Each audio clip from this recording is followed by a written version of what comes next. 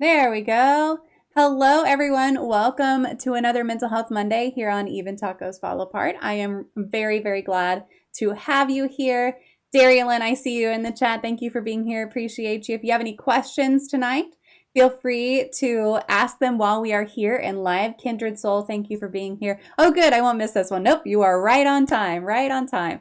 So I'm really excited to be talking today with one of the most remarkable stories that I have come across. So Dr. Wole Babatunde grew up in Nigeria, lost his mother at the age of 7, his father at the age of 18, and instead of letting that break him, he let it build him. He became a physician in Nigeria, earned a PhD in epidemiology in the US, published over 64 scientific papers, won a prestigious NIH fellowship, and is now wrapping up his psychiatry residency in South Carolina.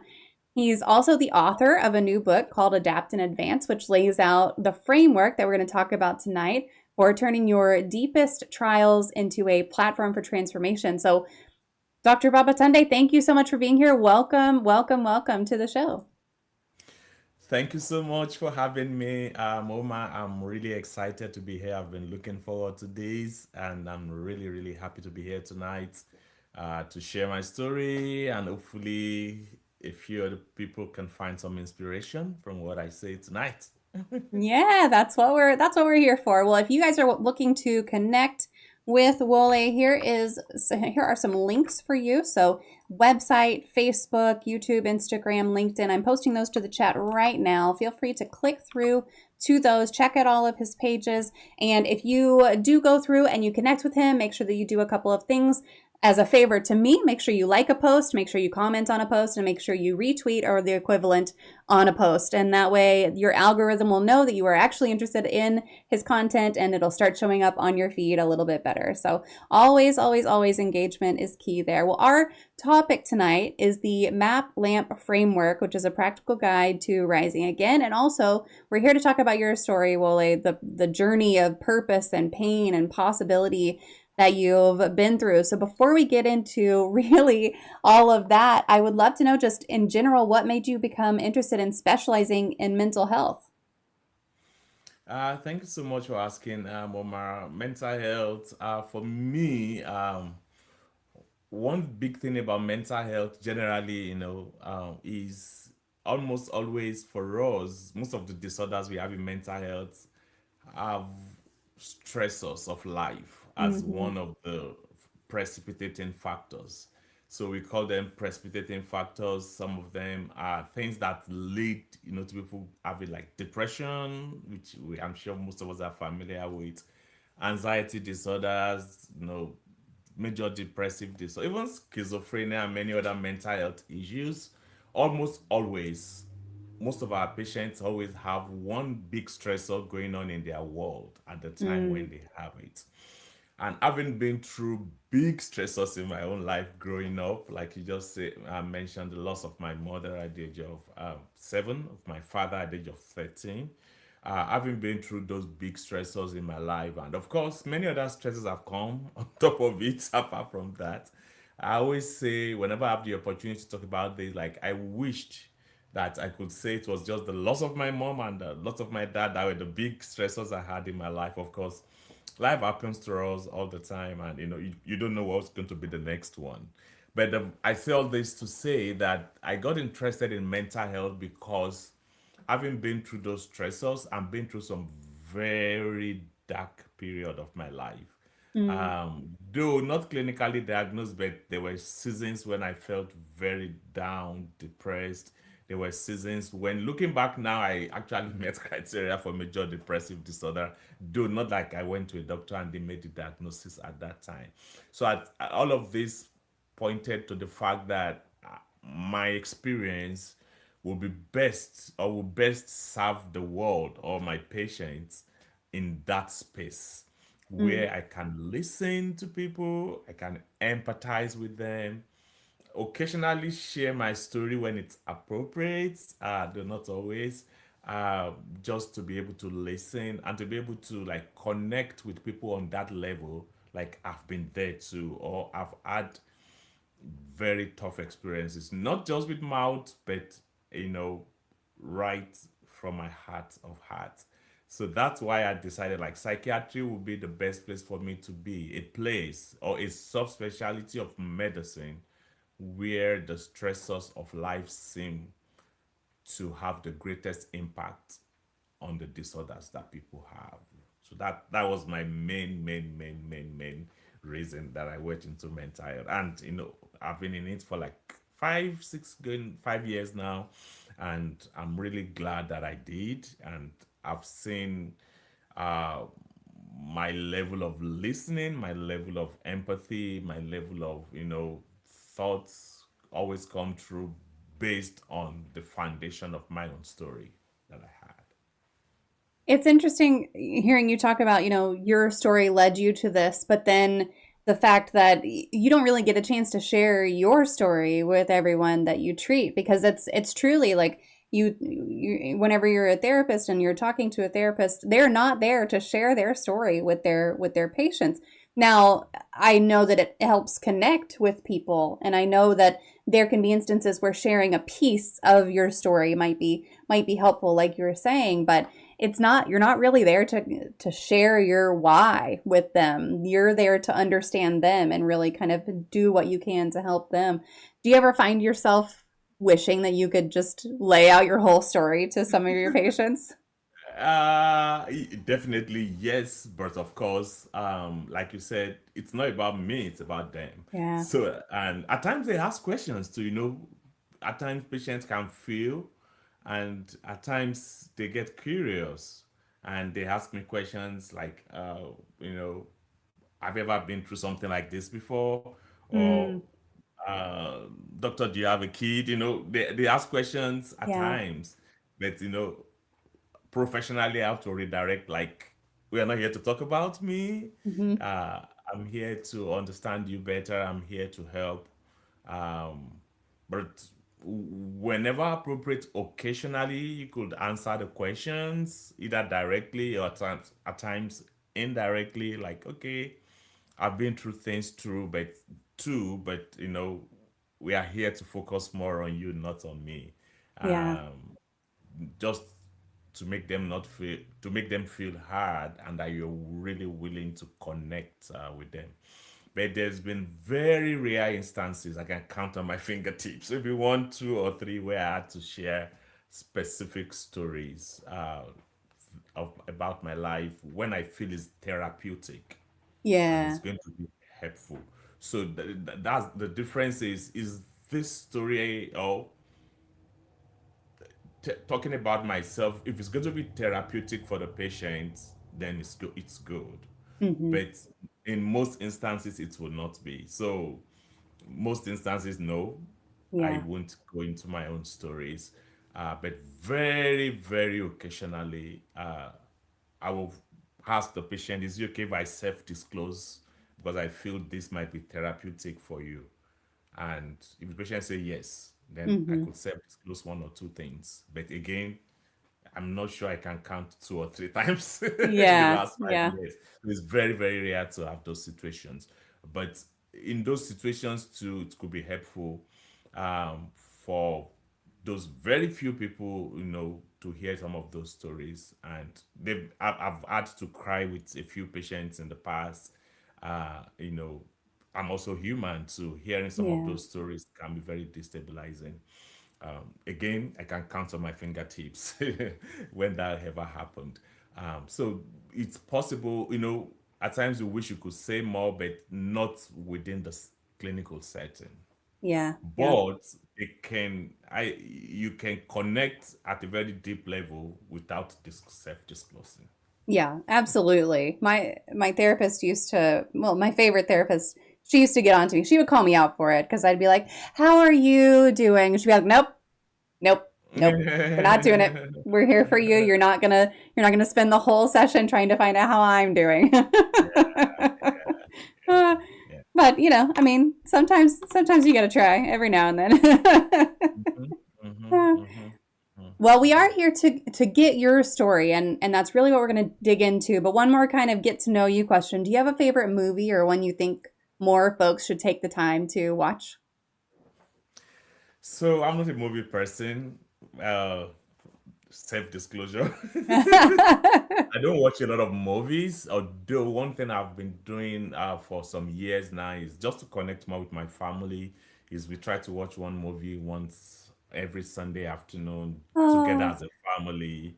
So I think that habit has been very helpful for me to at least watch a few movies here and there. And movies that really touch me the most are movies that are similar to my story. Not exactly like exactly my story, but when I see people go through very difficult situations mhm. and they are able to navigate it and become successful, it moves me a lot. I shed tears when watching movies because it's because it's just like, oh, this looks a bit similar to what I've been through.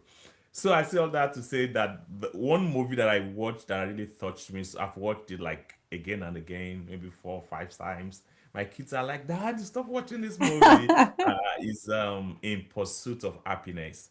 Ah, Um, yeah, I'm not able to say a lot about it, but it's a movie that really touched me because it's a movie about a single father trying to help his kid.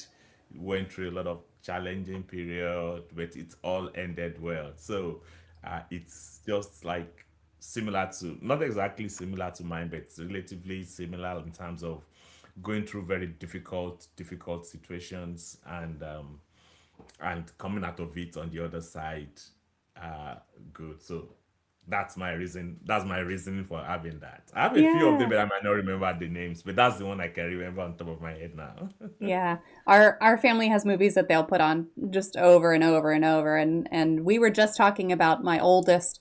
He's off in college now, but he definitely when he was Wow. little went through a Frozen period. Like we watched Frozen every day for years, multiple years, multiple years.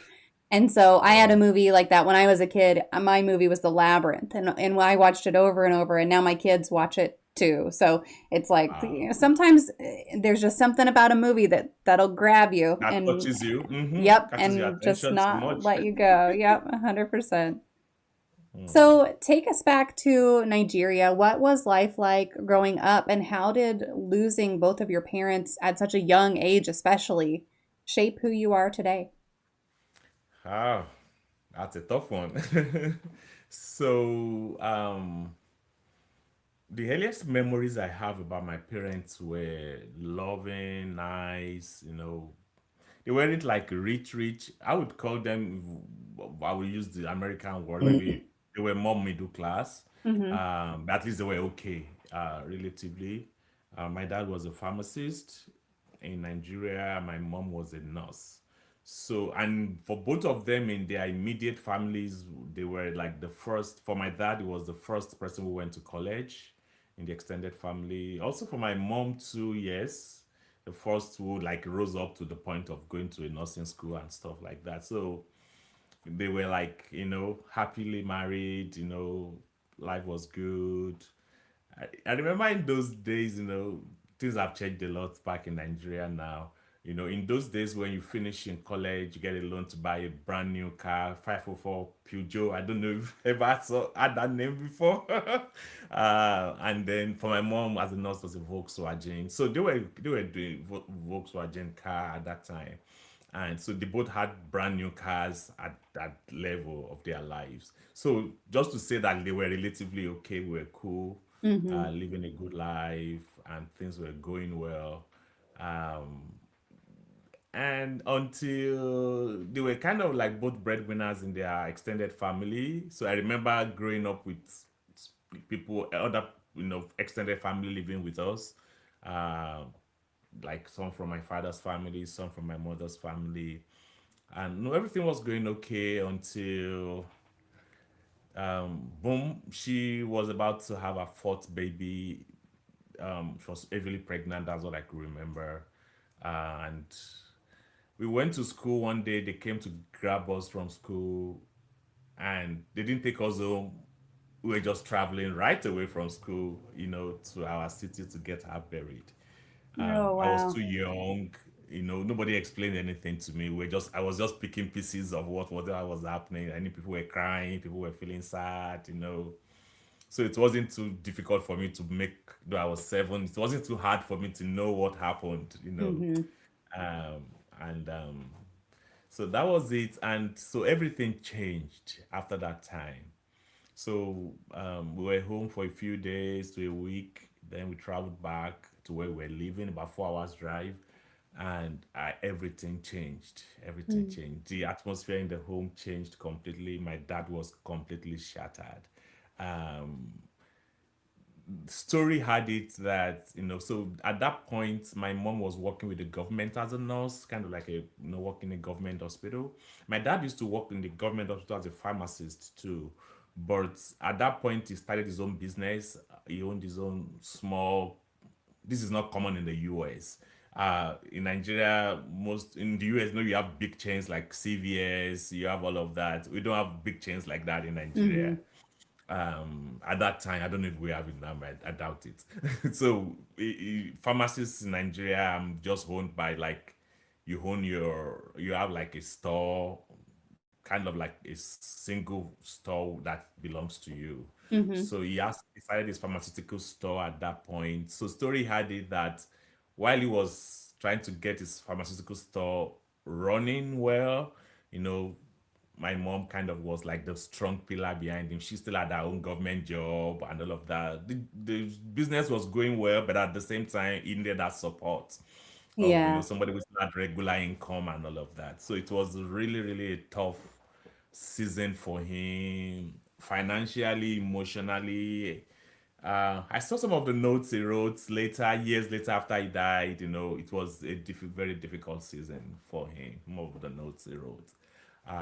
So everything's turned, but it was still fair enough, because he was still there, though it was tough, but he was still there. I mean, my Yeah. dad, and he was still able to put things together. He loved us. In fact, at that time, there were family members who wanted to help, because we were very small. I was 7. The next one to me, I was the first son. The next one was 5, and the third one now was 3 years younger. That's 2. So you could Mm. imagine a single father with 3 small boys, 7, 5, Yeah. and 2. So we really had, there were people who really wanted to help, like my mom's sister, who eventually helped after that died, but who wanted to take, like, one of us to help, at least to take the burden off my dad a little bit. But my dad said, he wanted us to grow up knowing each other, and he Yeah. wanted us to, he wanted to be involved in our lives. So despite the toughness of everything, he just still wanted to be responsible for us. So he kept us, we were home, eventually remarried like 2 years later. And all of that was going. So things were still fair. It was, of course, not the same, but it was okay Right. because it was there. Business was still okay. He was able to put all things together. So when he died at 13, that was when the real war started. Yeah. So everything he was trying to make up for by being there, everything was shattered completely, and everything just like I just don't even know the right words to use now. Everything got completely shattered, and it became really rough. And Yeah. for years, people ask me, who took care of you. At times, it's even hard for me to answer that question because um, I really can't say I didn't stay fully in anybody's house from that time. I was kind of Wow. like on my own. Mm-hmm. Um, I was 13. I was kind of old enough to know things. I was old enough to know where to go, where not to go, and all of that. So I kind of like sneaked in and out of places that I felt safe and comfortable with, and finished high school. I was just starting high school at that point. I was able to finish high school. I moved on. It was just hard, but Mm-hmm. the good thing is I was able to make a decision very quick on I will not let this define me in a negative way. I think that was the strongest decision that saw me through everything. There was just enough reasons to give up. There was enough reasons for things not to go on well. and there was enough reasons for me to turn out bad. But Mm-hmm. I'm grateful that something just kept holding me back from negativity or from going in the wrong direction or joining the wrong crowd. And something honestly I cannot explain completely, even myself. Yeah. But eventually I was able to keep it going. So that's the I think that's the summary 360-degree view of how everything evolved. Yeah. Yeah. You mentioned, that you just had decided to not let this impact you in a negative way. Was that like a conscious decision, or you just kind of over time were like, this is what I want and this is what's going to happen?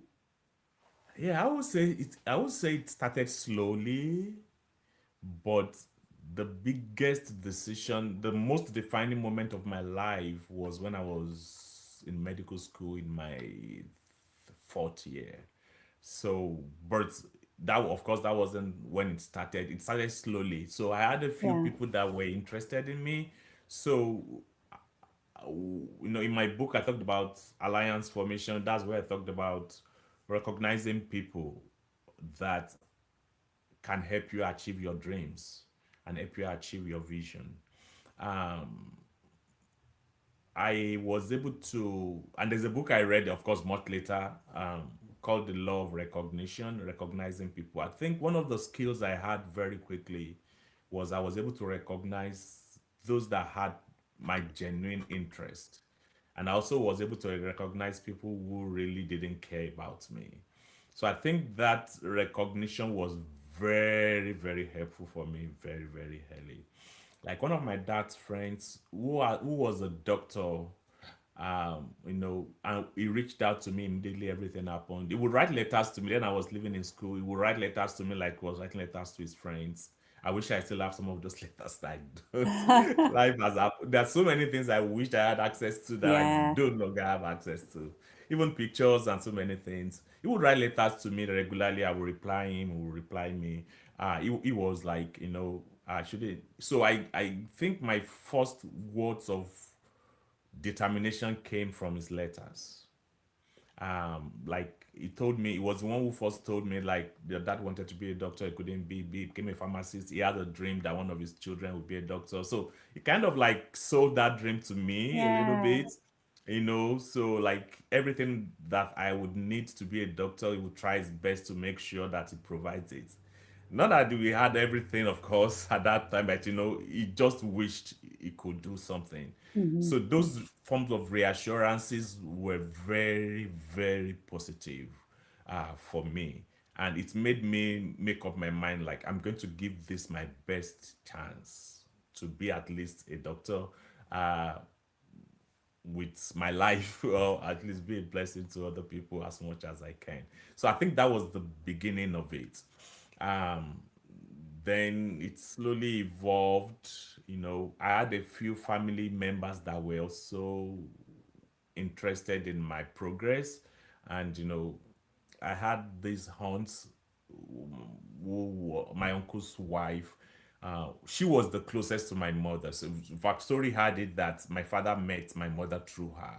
So she had a soft spot for me. Yeah. And one of the things she told me after my father died was, she said she wished she was rich, that she would do everything, but she said she doesn't have Aw. the resources. But within the little she has, anything she can do to help and support me, Yeah. she will go extra miles to make this happen.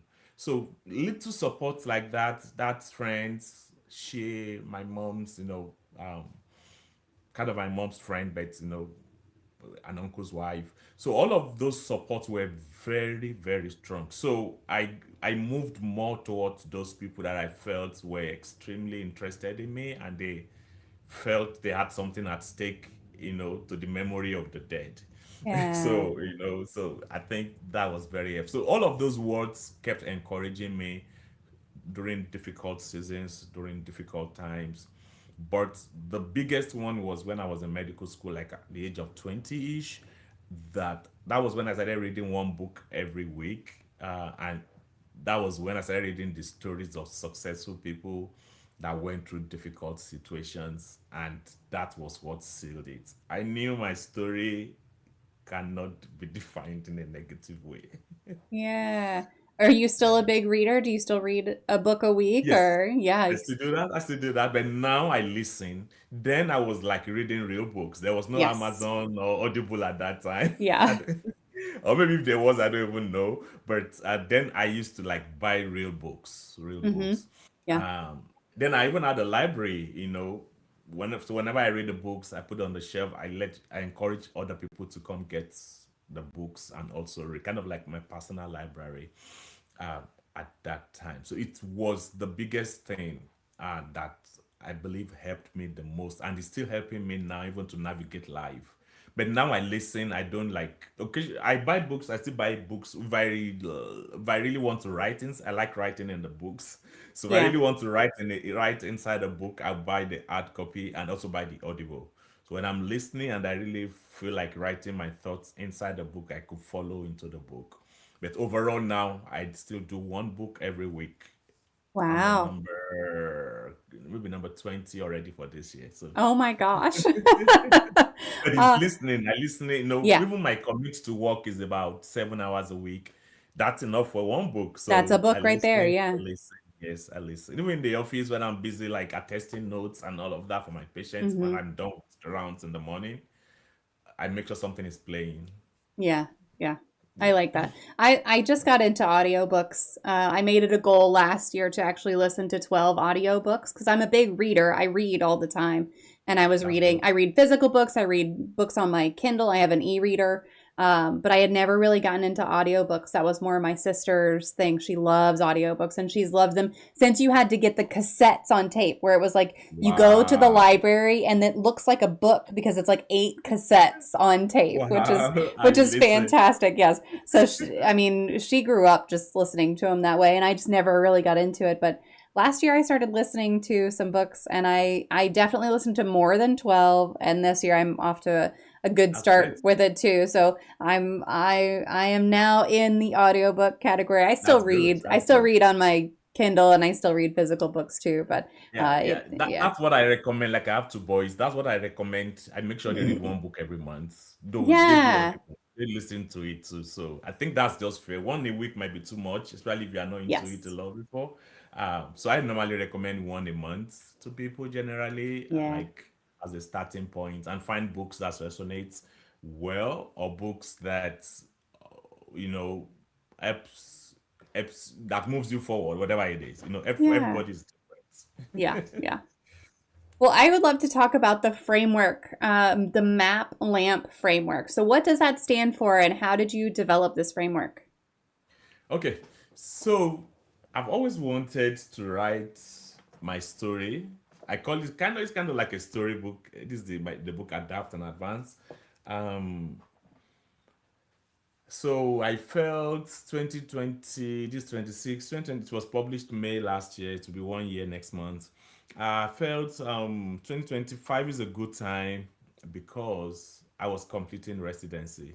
So Mm, my journey is been, I'm done with residency now. So my bio needs to be updated, but the bio in the book is I was completing residency. I finished June last year.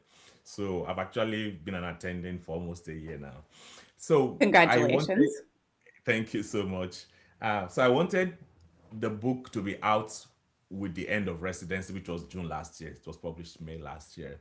But I just felt it's a big milestone for me because finished medical school in Nigeria, worked a little bit, came to the US 2014, did my PhD, finished PhD, then went back into residency again for psychiatry in the US. I just feel it's a big milestone for me, and I don't want a party. What I want is I want my story to inspire people, to be able to know that dreams can come true, Hmm. and difficult situations does not have to hold us down, and that our story is still being written and we hold the pen.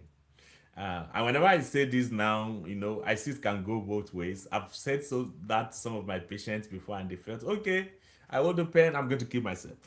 Uh, Well, that's not what I meant. What I mean is, you hold the pen, you can write it. Of course, we can write it whichever way we like, but when I say that, I mean you hold the pen to write it in a good way, Yeah. like have a happy ending, no matter how difficult it is now.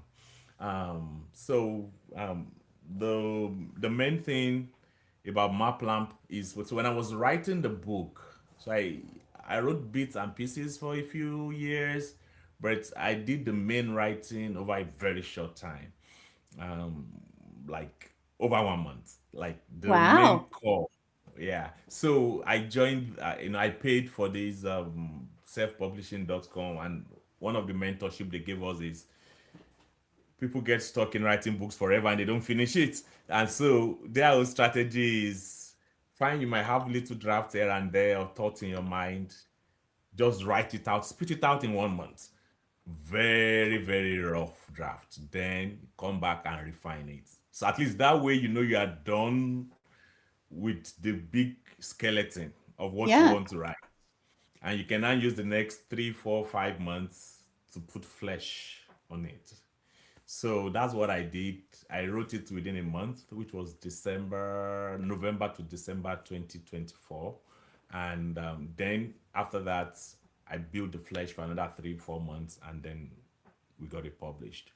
So I tried to reach out into my past and like what has worked the most for me that I could share with people in a way that they can remember it, and in a way that it can be summarized in just one book.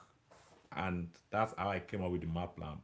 So I didn't come up with it at the beginning. It kept evolving, it kept evolving, it kept evolving, it kept evolving until I was able to evolve into something that makes sense. So M is meaning making, A is action, P is plan, L is learn, A is alliance formation, M is mission statement, and then P is prayers. So I believe overall, those are the 7 pillars of everything that personally has worked for me, either directly or indirectly, put together in just those 7 sections.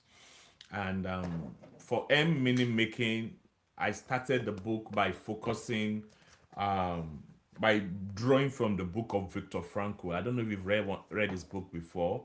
Viktor Frankl is one of the Holocaust survivors, and is the title of his book is Man Search for Meaning. It's a Mm-hmm. very popular book in psychiatry. It's a kind of like a mental. He's a psychiatrist actually, so it's kind of like a mental health book too that is relatively very popular and it's very small. You can read it in like a sitting, like maybe 3 hours or something like that. If you're a fast reader, maybe even faster. And it's one of the books that was recommended to me to read at the beginning of my residency, which was really very touching to me. He shared how he was in the concentration camp, how people were being killed, and all of. In fact, his family members, his wife, everybody died there. But he said he noticed one thing, that people who tend to have something they want to do after they leave the concentration camp, or people who were more into helping other people, even in their pain, Mm-hmm. that he noticed that the few of them that made it out seemed to have that characteristics of wanting to help other people. Like even in their pain, like at night when everybody is suffering, they still took time like to encourage people, or they could to look at the sky and still make meaning. And that he noticed that, like for him, this book that he wrote after he left, he said he wrote the entire book in the concentration camp in his head. Wow. Like, of course there was no pen, there was no paper, but Right. in his head he kept writing and writing and writing. And when I get out of here, this is the book I'm going to write.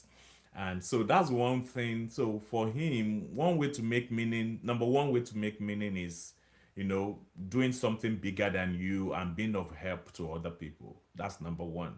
Number two is experiencing something or someone. It's for him, he was experiencing his wife, though of course they were not together, she died there. But thinking about her alone gave him strength. and courage to continue. And number three is your attitude towards the problem. So we all have problems, but how do you think about it? And I love the way one of, I've forgotten the name of this past president of the US always puts it, that this too shall pass. I don't know, the person who always said that. Is it Abraham Lincoln? I'm not too sure. He always said, this too shall pass. That's one attitude towards the problem. And for me, growing up with all those things, one of the attitude I had towards is it, I will not let this define me negatively. Mm. I'm coming out of this on the other side with a testimony. So that word got stuck in my head very early.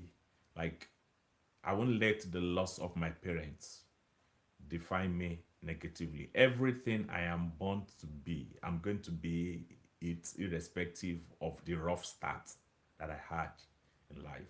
So that attitude helped me a lot, even when things were rough, when things were hard, when I had to study with empty stomachs, I just kept it going. That will to keep pushing was there. So that's meaning making. A is action. And I love the way Wise Man put it, that an inch of action is better than a mile of intentions. It doesn't matter what it is. If we don't put action behind our dreams, there is no way we're going, to achieve it. So action is very key. And at every stage of my life, I've seen myself just putting massive action, massive, massive, massive actions.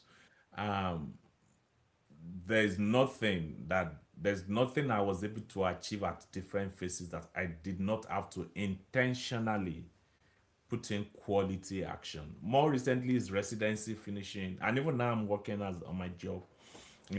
Days when I go to work, I have to like wake up 4 a.m. in the morning, get to my job by 7 a.m., work to 5. It's just put massive action behind it. Mhm. And I always focus on the big picture, which keeps me going. Like, apart from the fact that this is a job for which I'm being paid, I want to be a blessing to the people I work with. I want to be a blessing to my patients. I want to I don't want to see this as a job. I want to see it kind of like a ministry where I can people are blessed by what I do. So that keeps me going. And that's where the important place of action comes in. So in the chapters on action, I emphasize to people that no matter, number one, meaning making, number two, action. After you've made meaning, you've got to put action behind your dreams, put action behind the things that you believe in. Mhm. And I shared in my book, every chapter, we have 26 chapters. Every chapter I share unique stories, both for myself that explains the chapter, and also share stories of more successful people that I read about, that I also believe is an example of the points I'm making. And one of the stories I shared in the book was, I failed a big exam in 2018 trying to get into residency. We call it the USMLE, United States Medical Licensing Exam. One of the exams we have to take if you come into the, or for everybody have to take to be able to practice medicine in the US. Uh, but after failing it, I remember I had to like study extra hard, put in my best I could do, and I shared many other stories, even the ones in Nigeria. At every, for me, most of my story, a good number of my stories have to do with passing exams, because Because it's a big most of part of your life. that's in a big part of my life, yes. Um, at least up till now. Hopefully, maybe knock on wood, no more exams No now. more, no Hopefully, more. no more big exams like that. At least, if I'm doing anything now, maybe for fun a little bit. Yeah. uh, so for me, I had all those stories of medical school days in Nigeria where I also didn't do well at some, like my fourth year was rough, but again, action. There was a time I was waking up 1 a.m. in the morning to study, to like 7, get to class, sleeping 7 to 6. I don't encourage people to do it, but I had to do what I got to do at those Right. points. I'm like, I've come this far, I'm in fourth year medical school. Nigeria medical school is 6 years. I'm in fourth year medical school. I can't be suspended at this time or not. I'll fail exams here. So I got to do what I got to do, to just get through it. So that's action.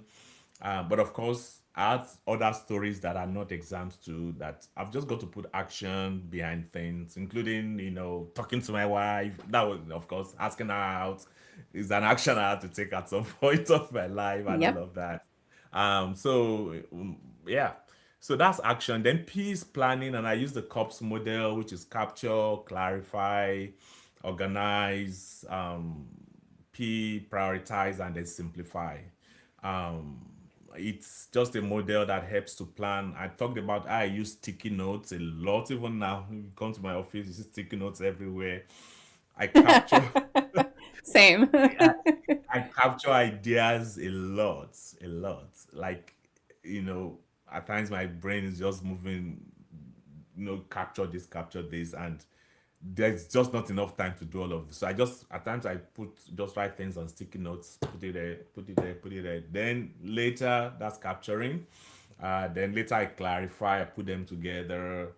I have this one where I write my daily to do, my weekly to do, my monthly to do. So I fit it into where I think is more appropriate. At times, I use my calendar if it's something that I feel I just don't have time right now, but it's very important. And I put it into my calendar as recurring every 2 months so that at least it pops up sometimes to remind me like this came here. Yeah. So that's I capture it, I clarify it, and then I organize it, and then I prioritize. Of course, I don't have I don't have infinite time. So I've got to prioritize what matters at right now. And that now comes to like for every single day, I have minimum of four things that are very important. Typically, I go to the calendar to pull out those things. Things that are like I have something that must be done at 2 p.m., 4 p.m., 6 p.m. I pull that. So those are four. There are four. I create four spaces for that. And I create four spaces also for same day things that are not as urgent or as important as that, making eight. So at times I have 30 things to do, but I'm just going to find a way to pull up the most important four Yeah. that must be done, or then the next four that must be done.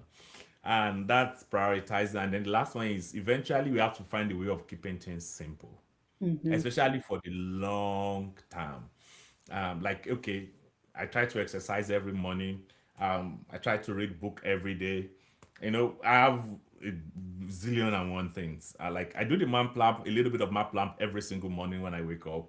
That's seven. I do Saver six. That's 13. I have two, well, 15 things I do every morning before I get out of the house.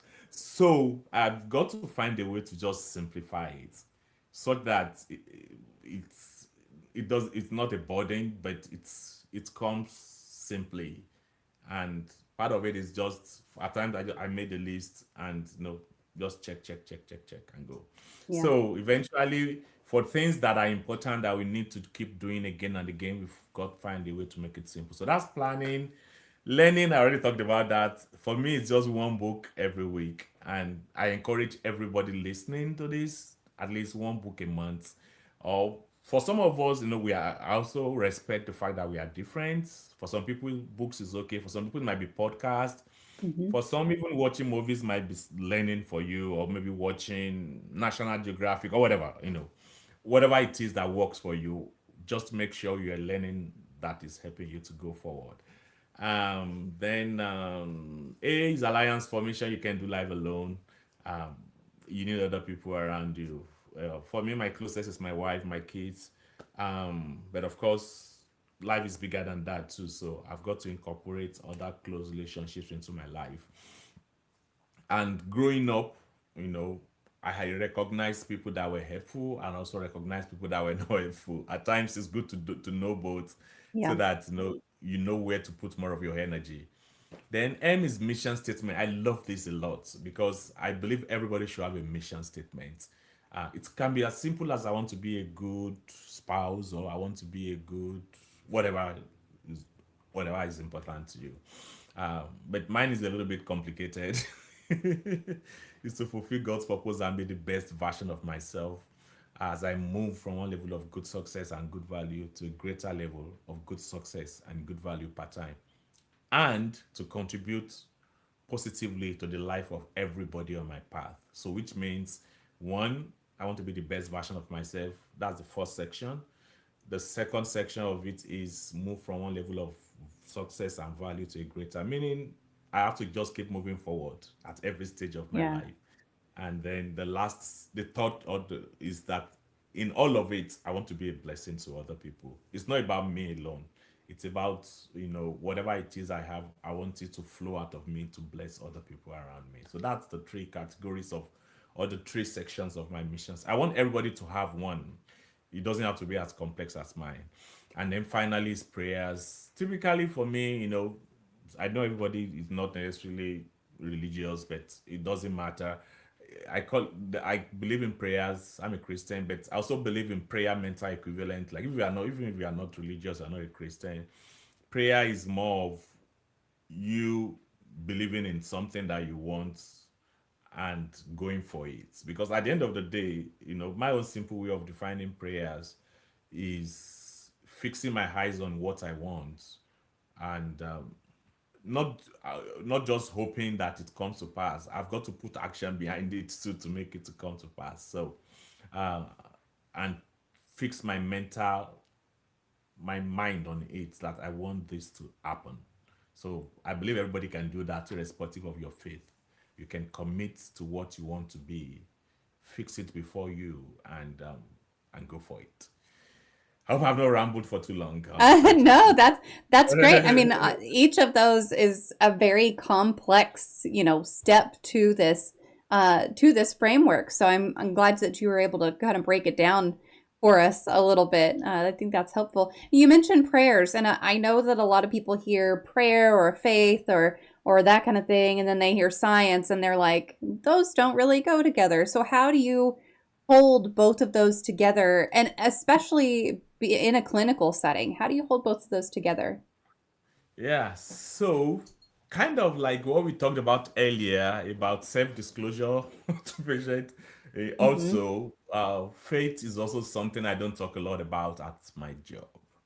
Um, in fact, because I have a lot of Bible verses in my book, again, one of the reasons I don't reference my book a lot at my job, because I don't want to be seen as pushing a particular faith Sure. on my job. So same way for faith and science. For me personally, I believe they mix very well, but not everybody holds that view. um, so the way I look at it is this. Personally, I see my Christian faith as a foundation. Like, if you build a house, most times we don't see the foundation when you have the finished product, right? Hmm. Um, the foundation is holding the house, but you don't see it on top. You see the beautiful house on top, but something inside the ground is holding it to be beautiful, to keep the beauty. So that's the way I look at faith and science for me, um, personally. I believe my Christian faith is the foundation for many of the things that people see on the surface for me as a person. But I don't necessarily go about, at least not on my job, uh, rubbing that into people's faces and that. But a good, like, okay, I smile a lot. I make sure I'm contagious in terms of good attitude and all of that. Um, make patients feel comfortable talking to me and all of that. I believe all of that are, not that you cannot have it without a Christian faith, you can. But for me, the source of all of that, for me, it's mainly my own faith Hmm. inside the ground, which I may not be talking about. But I let it flow out of me as having a good attitude, having empathy, listening to my patients, um, all of that, just being kind, being good, you know, everybody might have different sources for how they get that, but for me, it's mainly from my Christian faith. So that's the way I look at my Christian faith in all of this journey, uh, in, at my job. But overall, science, and there's also research, especially mental health, that people who have something, a higher power they hold on to, they tend to do better, especially for illnesses like depression, where what you believe in could be an anchor Mm-hmm. to help you navigate turbulent situations. So there's evidence for it.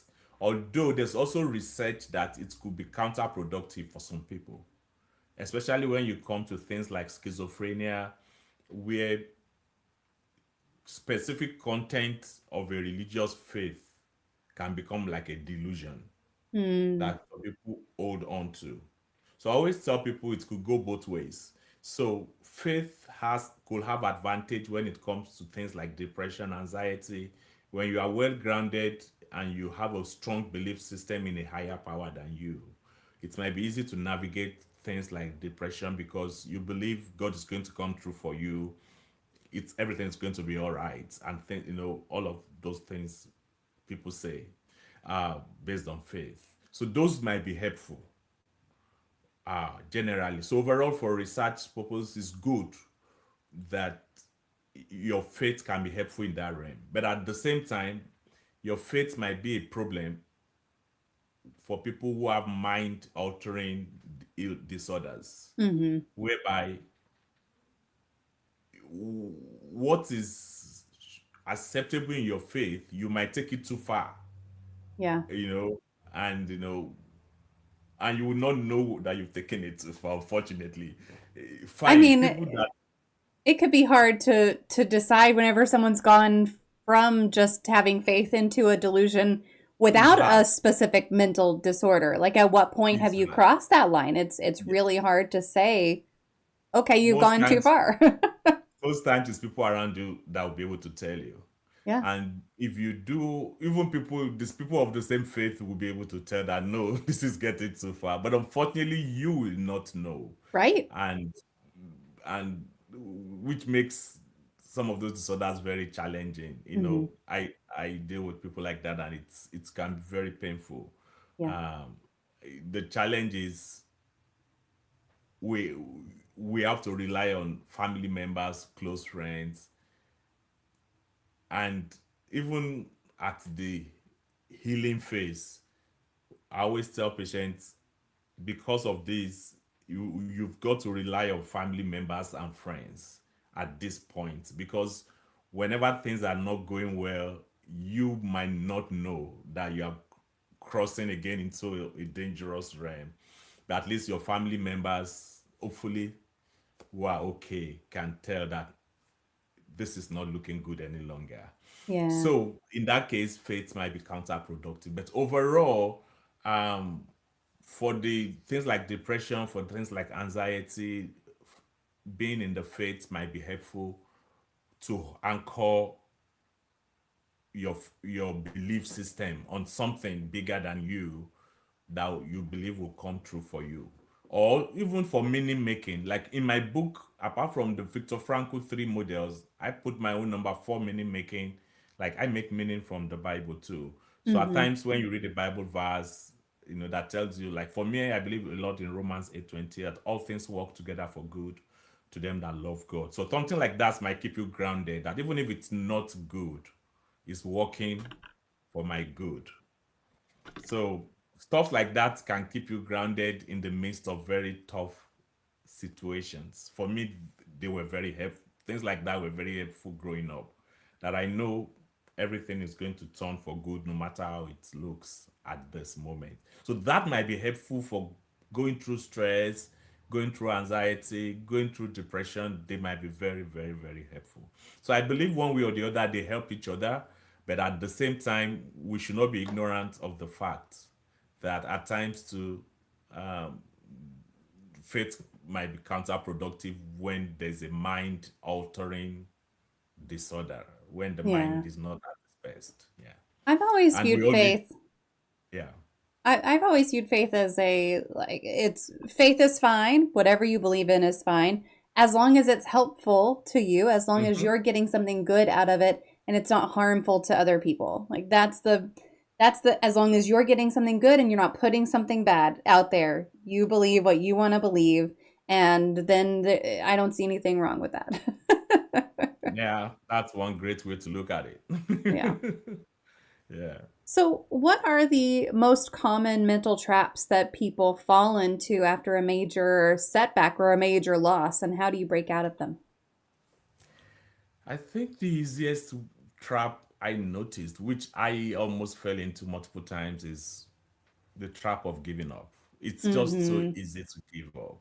And, I see this again and again and again because of the nature of what I do. Of course, that's what I signed up for. It's one of the reasons I chose this job. Like I said at the beginning, people give up. People give up. People give up to the point of wanting to kill themselves. Yeah. More than half of the population I deal with end up with me. I'm an inpatient because they've either have thoughts of killing themselves or they've made efforts to kill themselves or stuff like that. Um, People give up. Um, Find there are biologic basis to these things. So I always tell people is there's the biology of mental illnesses, right? Mm-hmm.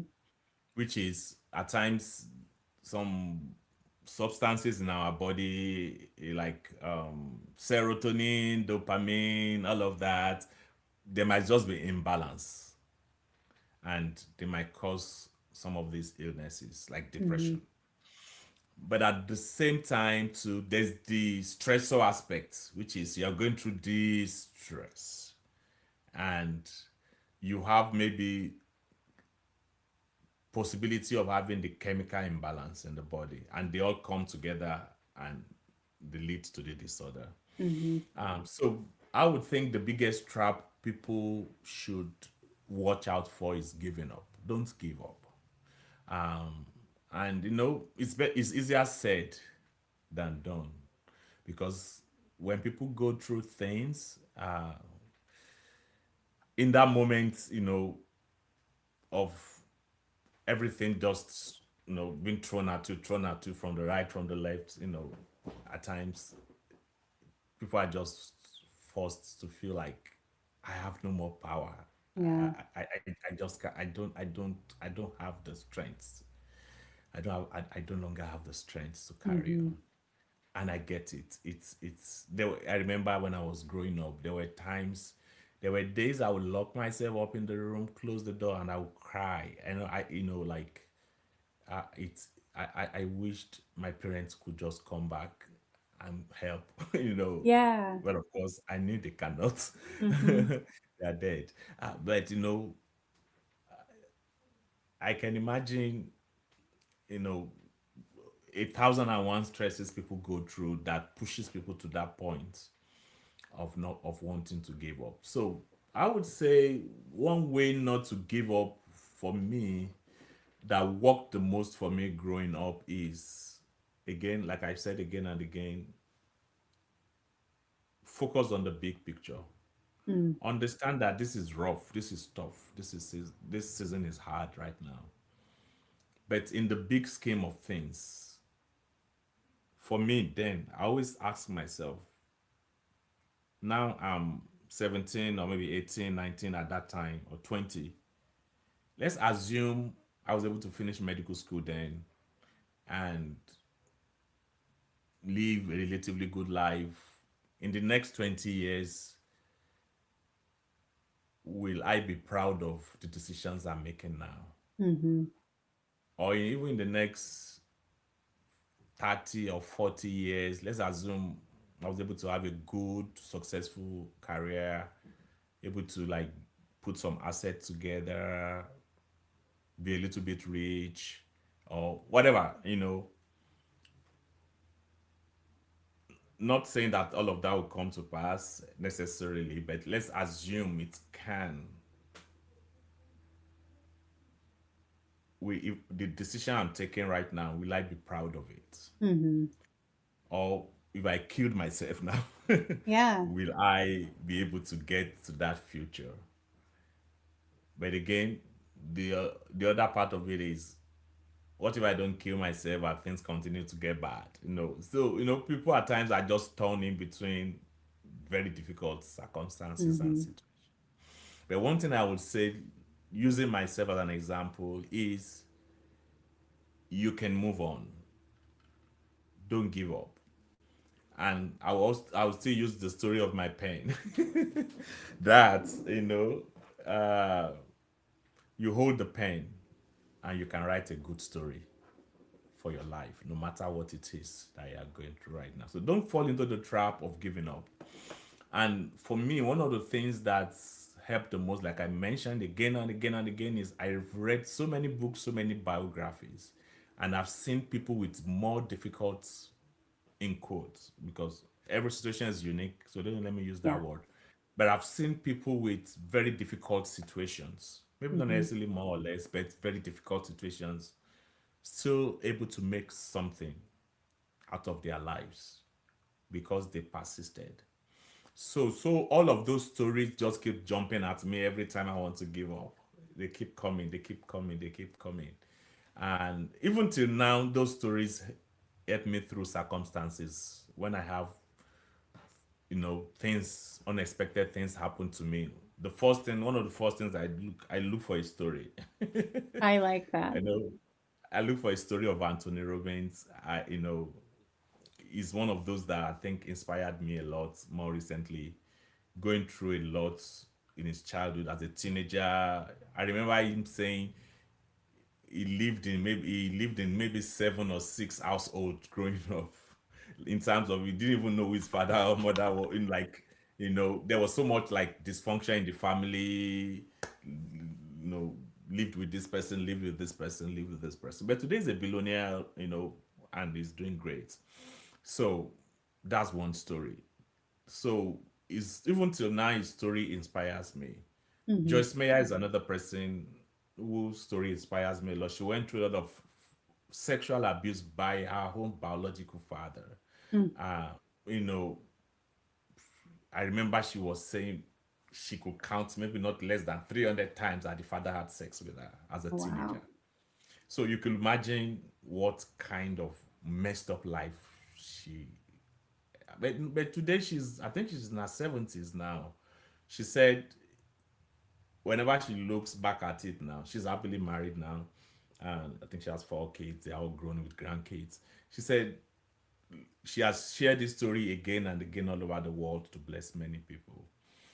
She said she wouldn't choose otherwise if she Mm. had the opportunity, because that story formed the bedrock for everything she eventually became with her Yeah. life. Was it convenient going to? Of course not. But looking at the big picture now, in our 70s, it all made sense. Yeah. In quotes. So stories like that keeps me going. Like, it might not, the bits and pieces may not make sense, but the big picture will make sense Yeah. at the end of the day. If we can persist and we keep doing the right things, Yeah. which is not easy. I agree. It's not easy. I agree. But if we can keep moving on with faith that I will do the right things no matter how difficult things are, I Mm-hmm. believe the big picture will make sense. Yeah. Yeah. And what you're going through is temporary. And that's something that I have had to tell myself many times. Like, Hmm. you said the this too shall pass part, and it's Hmm. like you're going to get through this, and on the other side of this, it's going to be different. I'm not saying it's going to be better, but you're not going to Hmm. be dealing with what you're dealing with right this moment that you're struggling with. And, Hmm. I've looked back, this came up just recently in our community. We were talking about, they say, like, if you could go back to when you were 4, when you know everything you know now, or if you could have $5 million in hand instead. And I'm like, I would take the lower amount of money because I don't want to go through everything that I went through in my life. And if I Hmm. could, I know that in that moment I would make a different decision so I didn't have to go through everything. but I like where I am now. And so I recognize like all of the shit that I had to go through. That's what brought me to right this moment, right this very moment. I wouldn't be having this conversation if not for that. And it's like, okay, well, then was it worth it to go through all of that? Yes. Would I wish it on anyone else? Absolutely not. But what it's hard whenever you're in those moments. It's so hard to see past it. It's so hard to Yeah, go, okay, I recognize that this is temporary because it feels like your whole life right then. It's really, really difficult. I agree with you 100%. I agree with you 100%. Yeah. And that's why we have to just keep broadening our vision and seeing past the temporary setbacks that we Yeah. have.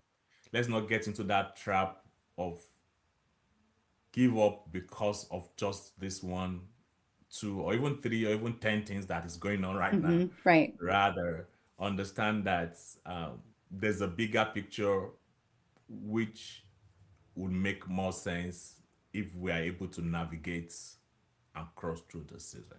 Yeah. If there's someone out there who has been trying to do this part of adapting and advancing and moving past it on their own and it's just not working for them, are there specific signs that they might need professional help? And how do they take that step of seeking out that professional help, especially without the shame that sometimes comes with that? Yeah, so professional help is, I believe, is always good, no matter how strong we are. And, but this might be different for everybody. Hmm. And again, this is where you've got to also know yourself.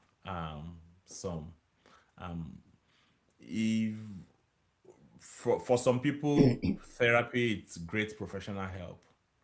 When I say therapy, I mean talk therapy, like seeing a Yeah. therapist, psychologist, or yeah.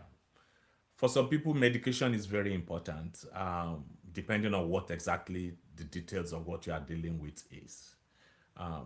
And there's a lot of evidence for specific, like depression, where a combination of both therapy and medication is the best, is the Hmm. gold standard. But at the same time, you've got to know what works for you. I've spoken to so many patients and I realize there's no one size fits all kind of thing. Yeah. So professional help is very important, but know what kind of professional help works best for you and gravitate towards it.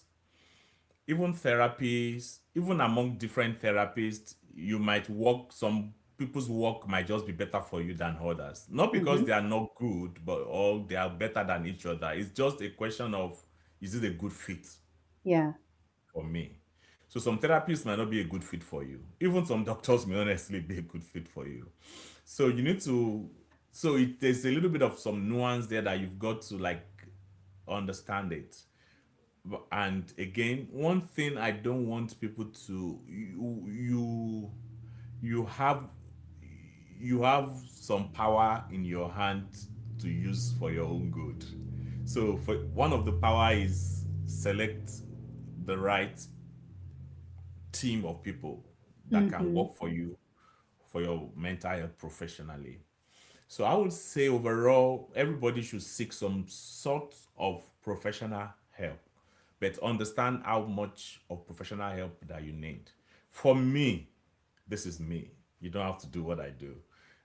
Honestly, for me, books seems to be the best thing that is working for me.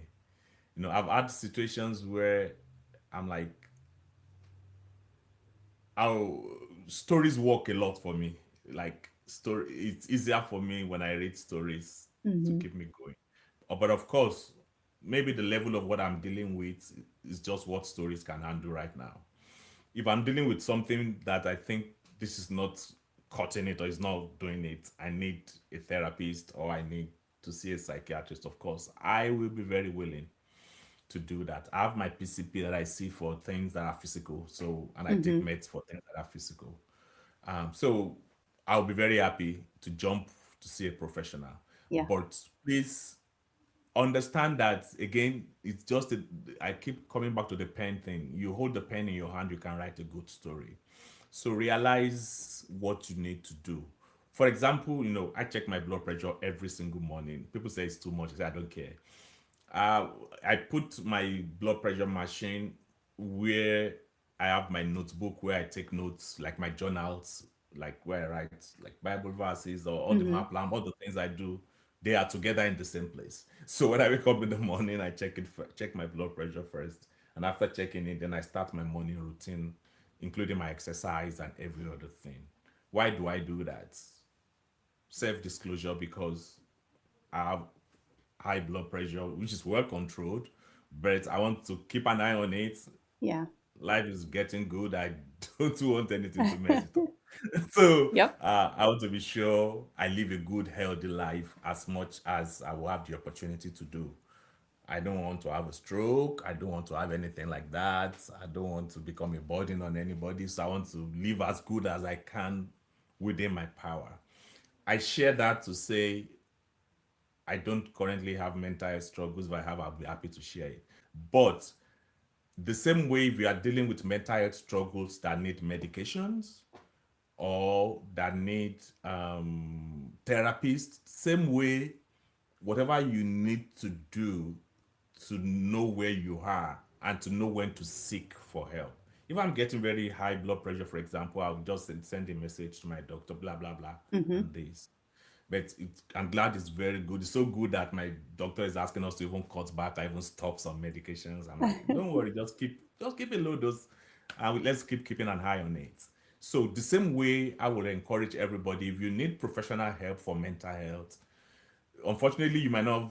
There is no machine like a blood pressure that can measure depression or anxiety or schizophrenia, but there are things you can look out for. Like, for Mm-hmm. example, if a patient has family history of bipolar disorder, now I always list things to watch out for. Like if you have one, two, three, four, five, six, seven symptoms clustered together in a couple of days, please reach out to me. So the same way I would say, if you have a family history of days, days, then you can also know when to seek for help Right. when it's necessary. So, and doctors are always very willing to give you all of that. Let them know. And if you have a personal history of something, of course, the more reason why you should. Just like where I would check my blood pressure, there are things you need to check out for regularly to be sure. Like you check the box, you know. If, thank God we all have Google. Don't use it too much. It can it can become a problem. True. But at least there are things you can like check out. Like okay, I'm noticing this. I'm not sleeping for the past 5 days or three Mm-hmm. days. I'm talking excessive, talking fastly. I'm doing.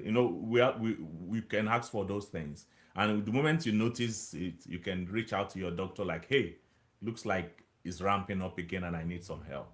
So I would say if you have a family history of specific disorders that mental health wise, or you have a personal history of specific mental health disorders, know the symptoms and know when to reach out to either your therapist or to your doctor.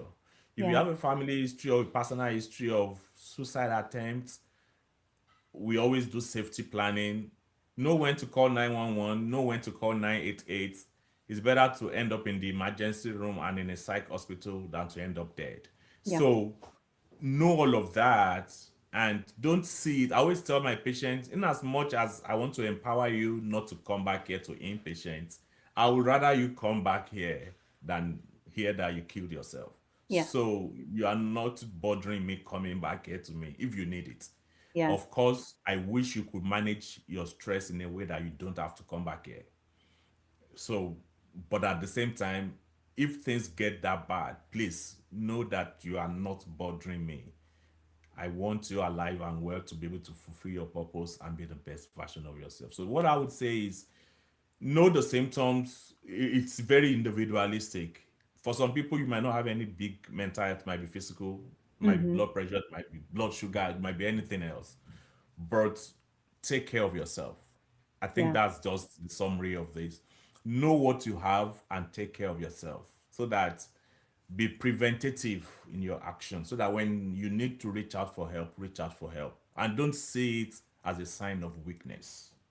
100%. Reaching out for help is not a sign of weakness. Yeah. Whatever it is you have or your family history has, please be proactive, which is number two law in is this Stephen Covey's book now? Um, yeah, to be proactive. Yeah, so and take steps to prevent it. And that's the way I told my family members, to my patient, I always tell them be Hmm. proactive. Don't Yeah. let things get out of hand before you look for the solution. Well, and making sure that you're aware of your family history because sometimes mental health things they haven't always been talked about. So when I had postpartum depression, I didn't know that my mom also had postpartum depression. No idea until I started talking Yeah. about it myself. And so Mm. you can, first of all, you can ask your parents, you can ask your grandparents Mm-hmm. if they're still alive, what family histories there are, and they might not know. Sometimes they Mm-hmm. just didn't call Mm-hmm. it the same things or whatever. But I'm glad to hear you say, sometimes it's medication, sometimes it's talk therapy, sometimes it's a combination. Because for me, postpartum depression was easily treatable with medication. I got on medication. Within 3 weeks, I was feeling so much better.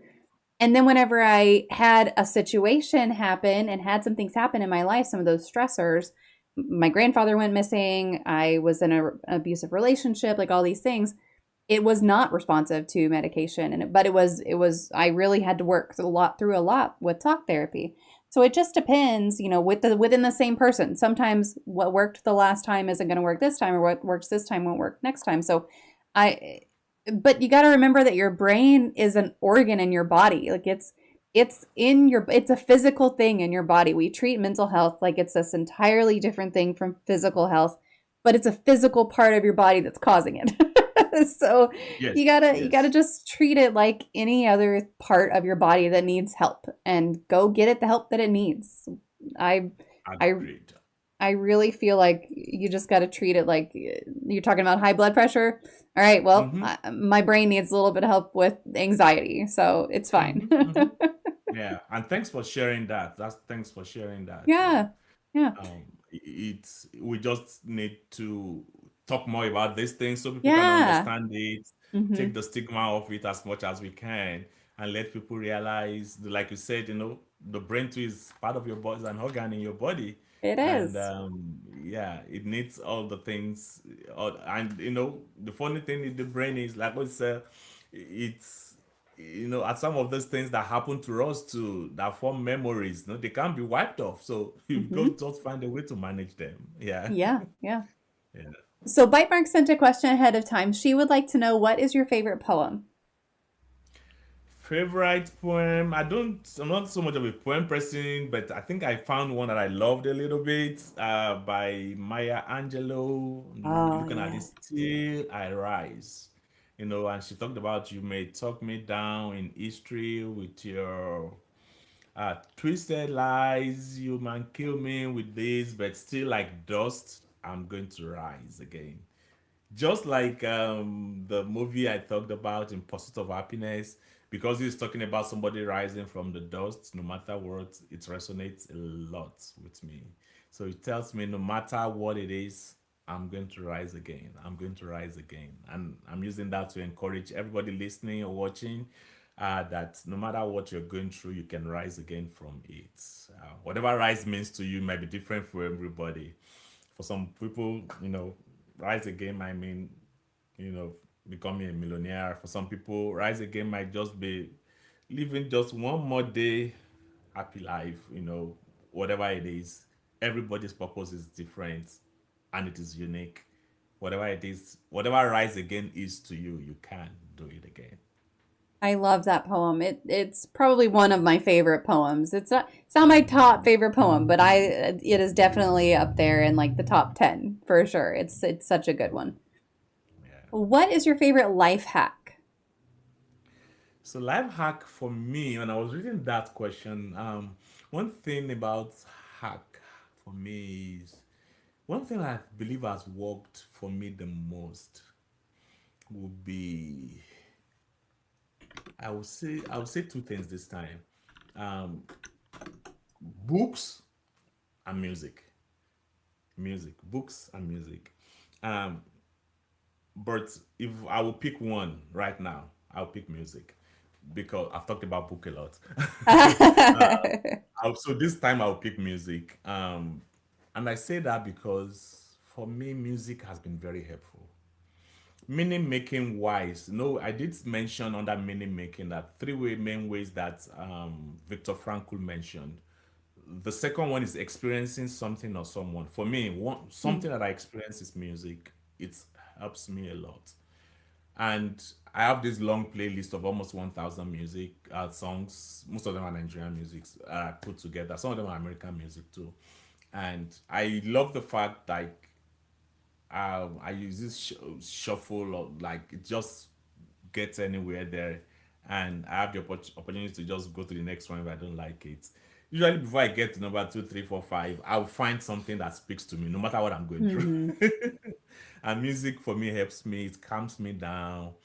Uh, at times, I want it to be fast. I have slow, I have fast music, and at times I just want something slow that just calms me down a little bit.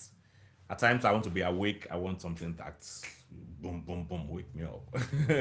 Whatever it is, I think for me, music is very, very helpful, and also helps me to process things. There are some Hmm. songs I listen to, even I've listened to them so many times, but because it references parenthood, they move me to tears every time I listen to it. I Yeah. remember my parents. It whenever it gets there, I'm like, I'm going to cry now. But if for me, it's therapeutic. Hmm. I know to remember them and to, um, you know, to feel them at times. It's been a long time, but at the same time, at times it's therapeutic for me to feel like I still feel the pain a little bit. Yeah. So yeah, so for me, I would say music is what I think, and at work too, kind of like books. There are specific days that I dedicate. That today's predominant book listening day, and today's predominant music listening day. So I kind of alternate them. So if it's a predominant book day, I play the book, but I need to listen. If it's predominant music day, I know the entire day will be music. But usually coming back from work in the afternoon, 100% of the time is music. Because then I will Yeah. be tired, I will be everything, life will have happened in the day. So it's almost always music for coming back. Going in the morning, I can listen to book, I can listen to sermon, I can listen to any other thing. But coming back is music. Yeah, yeah. And I'm glad, it's interesting to hear you talk about music and processing. We just had a whole last week we had a whole conversation about music and emotional processing. So I love that that's just immediately coming back up right after we talked about it. But yeah, I music is wonderful, and there's plenty of songs that will move me to tears. And actually, I was just talking to my sister the other day about funeral music, and she was talking about that's why she always brings tissues, because she knows I'm gonna cry. and and the last funeral we went to was for my great grandmother, and we went up there, and we go in there, and I'm fine, everything's fine, we're walking through as part of the family, and we take our seats and everything. They're talking about her life. I'm like, wow, that's really cool, I didn't know that about grandma, like all these things. And then they start playing the song, and she just pulls out a tissue, and she's like, "That's the one. You need a tissue." Yeah, yeah, it's But tough. it does. I mean, it can help you. It can help you feel things. It can help Hmm. you think through things differently. It can help you shift your perspective a little bit. Music is magic, really, It truly. is. It Yeah. is. It is. It's powerful. Very powerful. Yes. And at times I might not even know what the wordings of the song, but at times even just the lyrics, at times just even the instruments playing. Yeah, Yeah. music is Yep. powerful. Absolutely. Well, I think my children took my magic wand and did something with it. Normally, I have a magic wand that I use at this part of the conversation, but I think I Okay. saw them with it around the house. So, if you had a magic wand and you could wave a magic wand and eliminate one common opinion or misconception surrounding mental health, what would it be? Do not underestimate the power you have for small actions. Do not. Do not. Little things that you do matter in mental health. Little things. Um, okay, I call it a triangle. We've talked about one leg is therapy, one leg is medication, the third leg is lifestyle.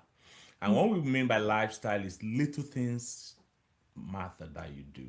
I was reading a book by Alex Cobb where he was sharing his own personal story. I struggled with depression when he was in college, and that he said little things matter. Little things, exercise, matters a lot. Um, Little things, even going out in the sun, Mm-hmm. you know, it's been, we all know that people have more depression during winter times. The sun could just wake your body up a little bit. Exercise, even healthy diet, there's a lot of science showing that mental health is linked to again what we eat. Of course, we all know physical health is linked to what we eat. So I would say do not underestimate the power of little actions. They add up. They add up. They add up. They add up. Personally, I walk 10,000 steps on the average every day. Not run, just walk. I have my phone on me all the time, so it records all the steps I have. Usually, by the time I go to my job, go to all around, and I finish my rounds, I'm coming back home at 5. I would have done like 5 to 6,000 steps, just Mm-hmm. moving around from place to place. So it's not like I'm exercising or I'm actively walking like that. Then when I get back home, I try to get up the remaining 4,000 steps. Even at times, it's just in my living room, moving around and around. As small as that is, there's a lot of science that even movements can help you overcome depression, you know. Plus, it has many physical benefits for blood pressure, for blood sugar, for everything. Memory, Yep. everything. When I was doing my neurology posting in my first year of residency, one of the things that in the memory clinic in neurology, we always tell them to exercise. I'm like, if exercise fixes memory so much, then I'll make sure my memory is good by making sure I exercise so well. So it's important for us. So little things matter. So that's just an example exercise. If you're able to do some other forms apart from if you can run, it's good, or if you can do like other forms of exercises, that's important. Diet, even smiling, laughing is therapy, they say. It's good to smile. Whatever, little things, little things. Don't underestimate the power of little things.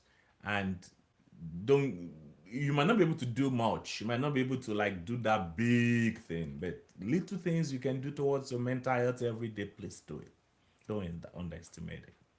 I There's love that. magic. There's magic in it. Yeah. You're talking about the little things and the 10,000 steps and everything. And I want to encourage people, even if you feel like 10,000 steps is too many, there are some more recent studies that show that even if you can just do 10 squats every 45 minutes, like even if you're stuck at your desk all day, Hmm. stand next to your desk and do 10 squats every 45 minutes, you can get a lot of the same or similar health benefits, specifically for blood sugar, I think is what they were looking at with those. But you can help regulate your body just by getting up and doing something small. You don't have to go do it anywhere. You don't have to buy like a desk treadmill or anything. Just get up and do some body weight squats every 45 minutes. You can set a little timer on your phone and do a 45-minute timer and then get up and do 10 squats, and it can be small. You can start small is what I'm trying to say.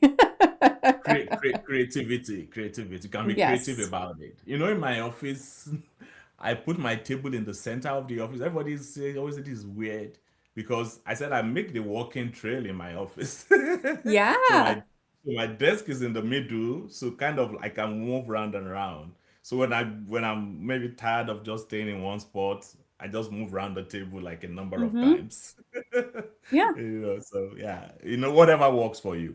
Yes, Yeah. 100%. Yep, I like that. Well, thank you very much for joining us today. Folks who are here with us, if you have any more questions, feel free to drop them into the chat.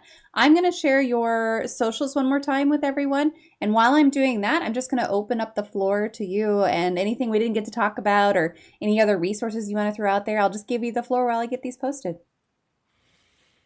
Um, Yeah, so it's been wonderful coming up here tonight, and I'm really excited. I'm fired up. We should continue for the next hours. being here today. Every time I talk about my story, it's it brings out the best in me, and I'm always happy to share it because I believe it's going to inspire somebody to know that no matter what you're going through, is unique. Not comparing problems, everybody's unique and everybody's situation is different.